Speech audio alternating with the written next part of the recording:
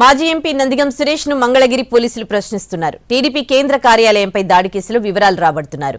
అయితే విచారణలో నందిగం ఏం చెప్పారన్నది హాట్ టాపిక్ గా మారింది.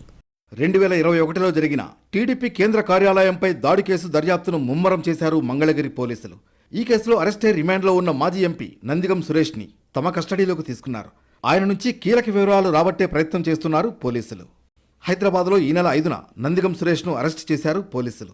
అప్పటి నుంచి గుంటూరు జైల్లో రిమాండ్ ఖైదీగా ఉన్నారాయన. అరెస్ట్ సమయంలో నందిగం విచారణకు సహకరించలేదని కోర్టుకు తెలిపారు పోలీసులు. దాడి కేసులో ప్రశ్నించేందుకు తమ కస్టడీకి ఇవ్వాల్సిందిగా కోరారు.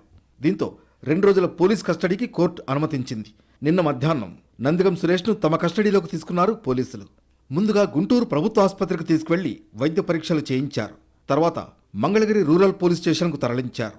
టీడీపీ ఆఫీస్పై దాడి వ్యవహారంపై నందిగంను ప్రశ్నించారు. అయితే ఇప్పటికే తాను చెప్పాల్సింది చెప్పేశానని, అంతకుమించి చెప్పడానికి ఏమీ లేదని తొలి రోజు విచారణలో నందిగం చెప్పినట్లు తెలుస్తోంది.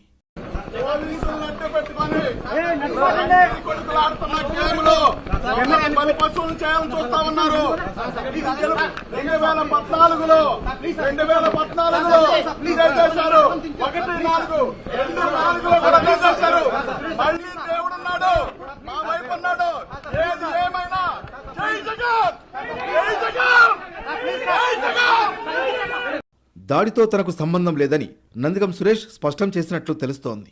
రేపు మధ్యాహ్నం వరకు నందిగం పోలీస్ కస్టడీలో ఉంటారు. ఈలోగా పోలీసులు అతడి నుంచి ఎలాంటి వివరాలు రాబడతారనేది ఆసక్తికరంగా మారింది. నందిగం ఇంట్రాగేషన్ను పోలీసు ఉన్నతాధికారులు పర్యవేక్షిస్తున్నారు. సుప్రీంకోర్టు నుంచి ముందస్తు బెయిల్ పొందిన వాళ్లను కూడా పోలీసులు ప్రశ్నించే అవకాశం ఉంది.